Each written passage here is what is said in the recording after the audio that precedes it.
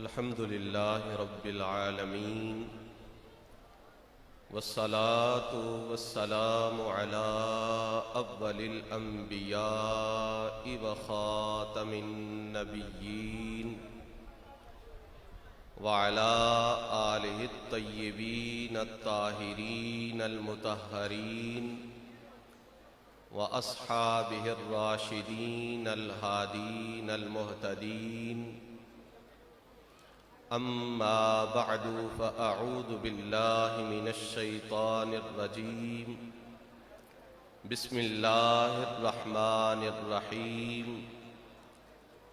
اہدنا الصراط المستقیم صدق اللہ العظیم ان اللہ وملائکتہ یصلون علی النبی یا ایہا الذین آمنوا صلوا علیہ وسلموا تسلیما اللہم صل علی محمد وعلی آل محمد وبارک وسلم اللہم صل علی محمد وعلی آل محمد وبارک وسلم اللہم صل علی محمد وعلی آل محمد وبارک وسلم۔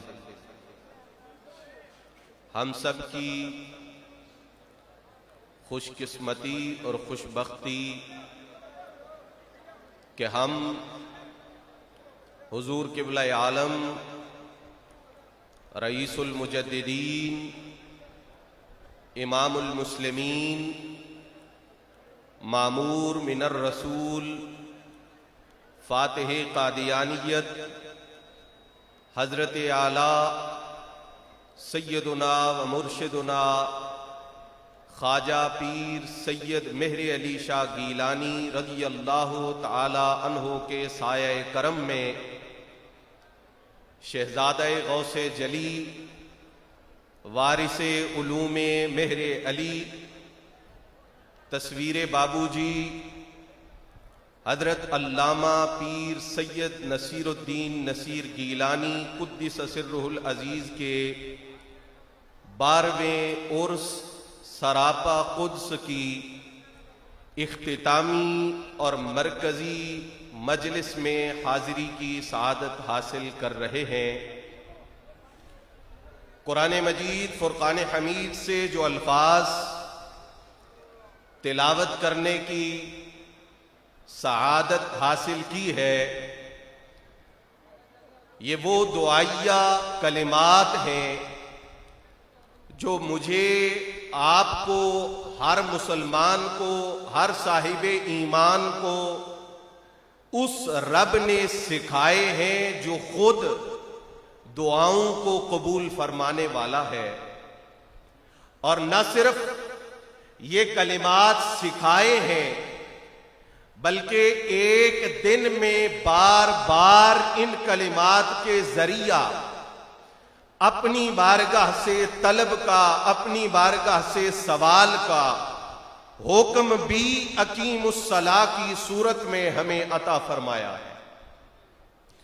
مولا قدوس فرماتا ہے اہدنا الصراط المستقیم، راہ کے لیے، راستے کے لیے عربی زبان کے اندر بہت سارے الفاظ موجود ہیں، جن میں سے ایک مشہور لفظ طریق کا ہے۔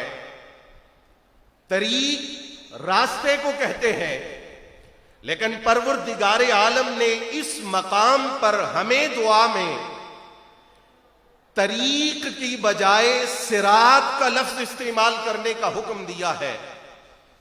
اگر ہم اس کی معنویت اور پھر اس کے مصداق میں غور کریں تو ہمیں قبلہ عالم کی بارگاہ کی حاضری کا مقصد سمجھ آتا ہے۔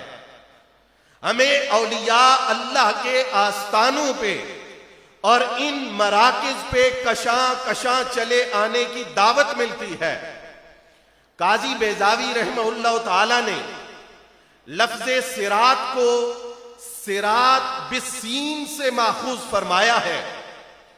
اس کے صراط سے ماخوذ ہونے کا ذکر فرمانے کے بعد وہ فرماتے ہیں کہ صراط بالسین سرت الطعام سے ماخوذ ہے، اور سرت الطعام اس وقت بولا جاتا ہے جب کوئی کھانے کو نگل جاتا ہے، جب کھانا اس کے بطن میں غائب ہو جاتا ہے۔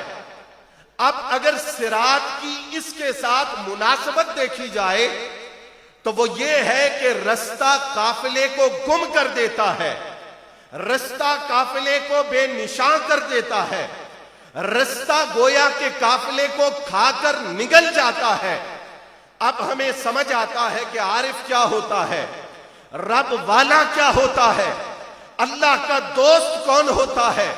وہ صراط مستقیم کی طلب میں، وہ راہ ہدایت کی تڑپ میں، وہ صراط مستقیم پہ چلنے میں کوشش کے اس مقام پہ پہنچتا ہے کہ صراط باقی رہے، رستہ باقی رہے، رستے کی حفاظت ضروری ہے، اور وہ اپنا وجود اس رستے کی تڑپ اور طلب میں فنا کر دیتا ہے۔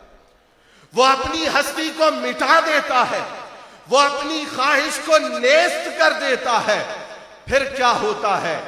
جہاں مٹا وہ ذات ایسی ہے، وہ مقام ایسا ہے، وہ منزل ایسی ہے کہ رب کہتا ہے اب تو نے میرے رستے کی جستجو میں، تو نے صراط مستقیم کی جستجو میں اپنی ذات کو مٹایا، اپنے اوصاف کو مٹایا، اپنی صفات کو مٹایا۔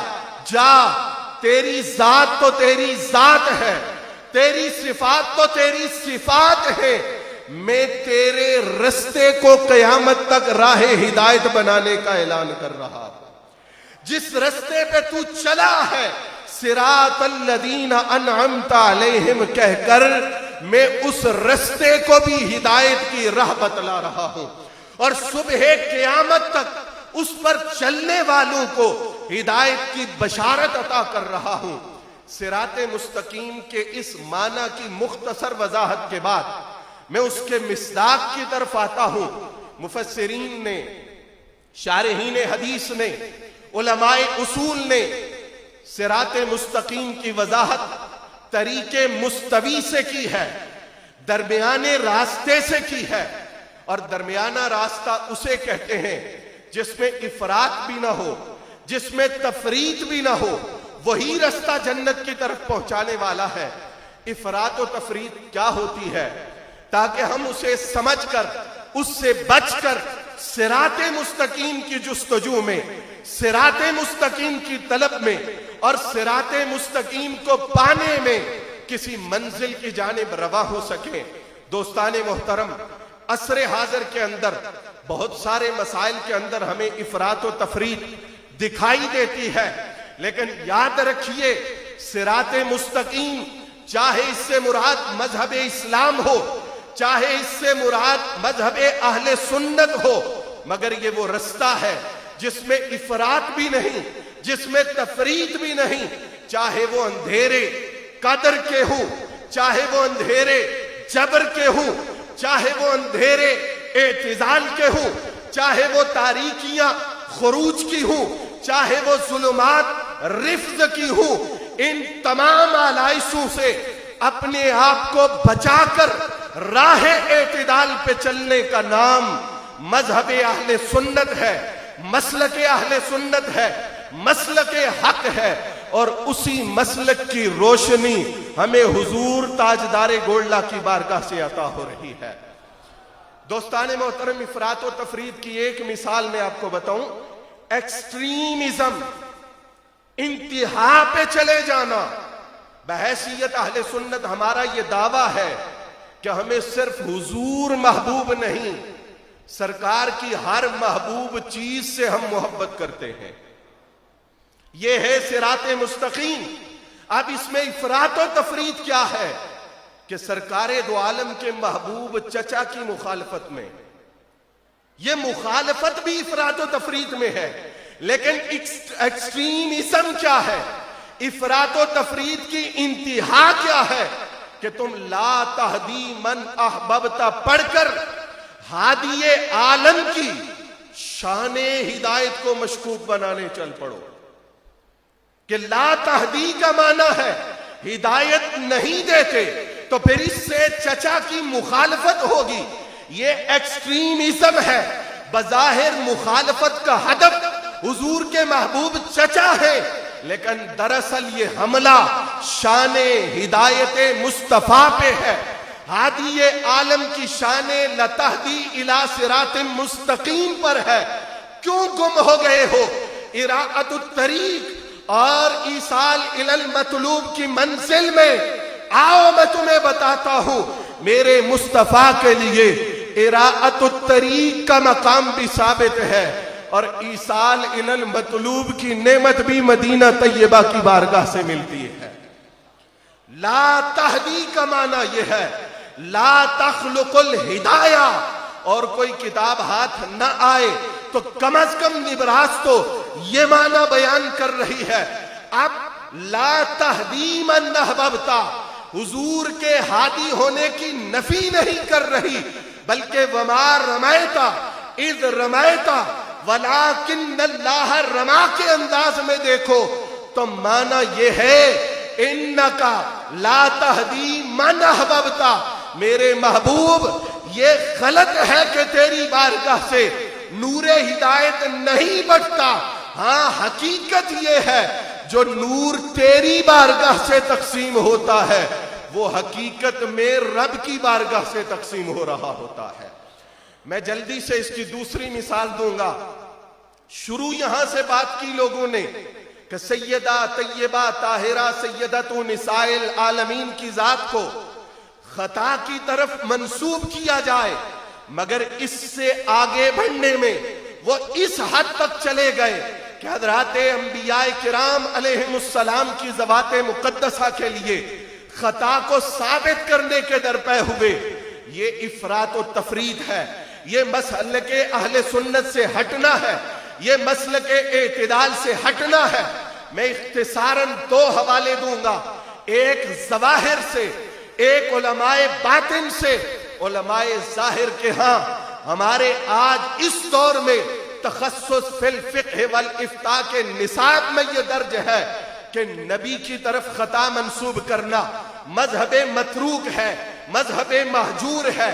یہ وہ مذہب ہے لا یلتفت الیہ جس کی طرف التفات بھی نہیں کیا جائے گا. اور اگر میں کتاب التعارف سے، کلا بازی کی کتاب التعارف سے ارباب باطن کا مذہب سامنے رکھوں تو وہ یہ ہے ھذہ اسرار بین اللہ و بین انبیائہ. تم کون ہوتے ہو کہ سیدہ طیبہ طاہرہ سے بات چلا کر انبیاء کی طرف خطا کا انتساب کرو؟ سنو، اتفاقی فیصلہ صوفیاء کا، عرفاء کا، اہل محبت کا، اہل معرفت کا، اہل طریقت کا وہ یہ ہے تم نبی اور خدا کے درمیان معاملہ کے فہم تک نہیں پہنچ سکتے، پھر تم اس کے خطا ہونے کا فیصلہ کیسے دے سکتے ہو؟ اور یہاں ساتھ میں ایک بات عرض کر دوں کہ جو بات اہل بیت کے خلاف جاتی ہے، جو بات آل رسول کے خلاف جاتی ہے، اس پر اجماع بنائے جاتے ہیں. یہاں سارا مجمع ہی اہل علم، اہل بصیرت کا ہے. میں جو بات عرض کر رہا ہوں اس سے محظوظ ہوں گے یقیناً وہ حضرات جن کی طرف میرا اشارہ ہے کہ اجماع بنائے جاتے ہیں. اجماع کبھی بنایا نہیں جاتا، اجماع نقل کیا جاتا ہے. ہم افراط و تفرید کے اس دور سے گزر رہے ہیں جہاں اجماع بنائے جاتے ہیں. میں ایک اشارہ کر رہا ہوں، حضرت ابن حجر عسقلانی نے 3 قرائن بیان کیے کہ حدیث محتف بالقرائن کب ہوتی ہے.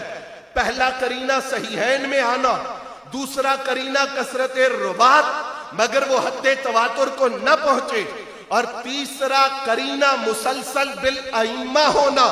لیکن فرمایا جب یہ 3 قرینے جمع ہو جائیں، اب اس میں قوت کتنی ہے یہ حدیث کے کسی طالب علم پر مخفی نہیں ہے، لیکن فرمایا جب یہ تینوں چیزیں جمع ہو جائیں تو پھر بھی اس کے قطعی ہونے کا قول صرف اور صرف اس حد تک ہوگا کہ میں کہہ سکتا ہوں کہ یہ درجہ قطع کو پہنچ جائے. جہاں 14 صدیوں میں کوئی ثبوت نہ ہو، جہاں 14 صدیوں میں کوئی اجماع نقل نہ ہوا ہو، اچانک سے سیدہ طیبہ طاہرہ کی شان کے خلاف اجماع کا دعویٰ کرنا، یہ افراط و تفرید کی حد بھی ہے، اور یہ علم اور تعلیم کے ساتھ اس دور کا بہت بڑا مذاق بھی ہے۔ اگلی مثال یہ ہے کہ یزید کی حمایت تو سنتے تھے، مگر یہ نہیں سنا کہ افراط و تفرید میں کوئی یہاں چلا جائے گا کہ وہ لوگ جو کل تک اہل سنت کے علماء کے پیچھے نماز کے حوالے سے اپنی من مانی کئی شرائط کا اضافہ کرتے تھے، مگر جب انہیں یزید کی امامت کی حمایت منظور ہوئی تو یزید کی خاطر فسق اور فجور، ظلم اور ستم کے اتنے حوالہ جات امامت کے جواز میں جمع کر دیے۔ خوش طبی کی بات بھی ہے کہ اب اتنے حوالے دیکھ کے یوں لگتا ہے کہ شاید کسی امام کے لیے متقی ہونا اتنا ضروری نہیں جتنا کہ فاسق و فاجر ہونا ضروری ہے۔ یہ ایکسٹریمزم ہے، یہ افراط و تفرید کی حد ہے۔ تم حمایت کرتے ہو تو تم اس پر شرمندہ اور ندامت کی طرف آؤ، یہ تمہارا فرض بنتا تھا، مگر افراط و تفرید نے تمہیں وہاں پہنچایا کہ شریعت کے مسلمہ ضوابط بھی ایک طرف کر دیے گئے۔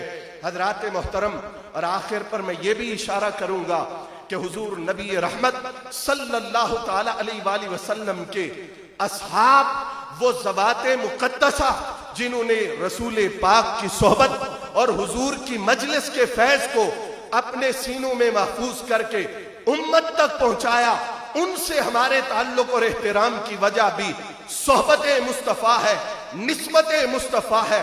اب اس سیکوینس کے اندر ایک شعر جو انتہائی انتباہ کی حیثیت میں خوبصورت نظر آتا ہے، وہ آپ حضرات کے گوش گزار کروں گا۔ حضرت نصیر ملت نے فرمایا، یہ بجا تو ہی ہدف تھا سر مقتل لیکن، یہ بجا۔ اب اس شعر کو اس پوری گفتگو کے سامنے آپ رکھ کے سماعت فرمائیں گے۔ آپ نے تو صرف سید الشہداء کی بات کی، لیکن میں نے جو عرض کیا، بات جناب ابو طالب سے شروع ہوئی، پہنچی کہاں؟ بات سیدہ سے شروع ہوئی، پہنچی کہاں؟ بات یزید کی حمایت سے شروع ہوئی، اس کا منتہا کیا ہوا؟ گویا کہ شان ابو طالب ہو یا شان مولا علی ہو، شان فاطمہ الزہرا ہو یا شان حسن ہو، شان حسین ہو یا شان آل رسول ہو، سب کو سامنے رکھ کے سنیے، یہ بجا تو ہی ہدف تھا سر مقتل لیکن دشمنی اصل میں تھی احمد مختار کے ساتھ، دشمنی اصل میں تھی احمد مختار کے ساتھ۔ جناب ابو طالب، دشمنی اصل میں تھی احمد مختار کے ساتھ۔ جناب سیدہ، دشمنی اصل میں تھی احمد مختار کے ساتھ۔ جناب مولائے مرتضیٰ کا بغض رکھنے والوں، دشمنی اصل میں تھی احمد مختار کے ساتھ۔ جناب حسن مجتبیٰ کی شان اور مقام کو من مانی توضیحات سے گھٹانے کی کوشش کرنے والوں، دشمنی اصل میں تھی احمد مختار کے ساتھ۔ وہ حسین، میں ببانگے دہل کہہ رہا ہوں، ہمارے لیے یزید کے کافر ہونے پر، ملعون ہونے پر، لعنتی ہونے پر سینکڑوں دلائل اپنی جگہ، مگر سب سے بڑی دلیل یہ ہے، جس کو مصطفیٰ کی گود کا پالا حسین رد کر دے اسے قبول کون کر سکتا ہے؟ اور میں پورے وثوق سے یہ بات کہہ رہا ہوں، اس علم کے مرکز میں، اس معرفت کے مرکز میں، اس روحانیت کے مرکز میں، جہاں راہ دکھانے کے لیے مہر منیر بھی ہے، مدد کرنے کے لیے پیر نصیر بھی ہے، اس مرکز میں یہ کہہ رہا ہوں، لوگوں، مدینہ سے کربلا کا سفر بہت لمبا سفر ہے، بہت لمبا سفر ہے، بہت لمبا سفر ہے۔ حسین کا ایک قدم، یہ تو پتہ نہیں کتنے قدم بنیں گے، یہ تو سینکڑوں ہزاروں قدم بنیں گے۔ حسین وہ ہے جسے میدان مباہلہ میں حضور اتار کر بتا گئے تھے، مدینہ سے کربلا کا سفر بہت لمبا سفر ہے. حسین کا ایک قدم بھی اٹھے گا مرضی خدا سے اٹھے گا, منشاء مصطفیٰ سے اٹھے گا.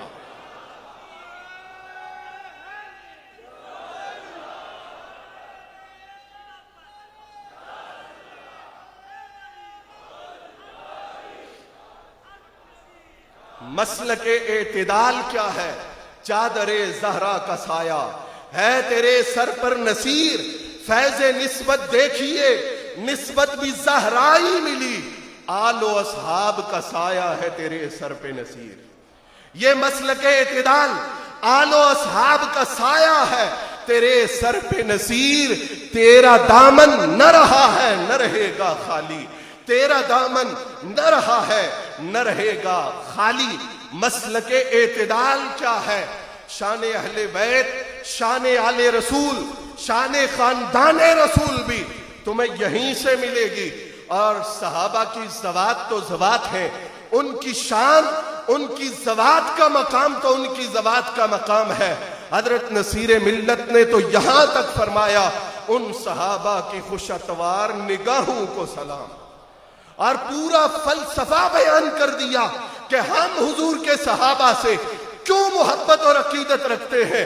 فرمایا ان صحابہ کی خوش اتوار نگاہوں کو سلام, جن کا مسلک تھا طواف رخ زیبا کرنا, جن کا مسلک تھا طواف رخ زیبا کرنا.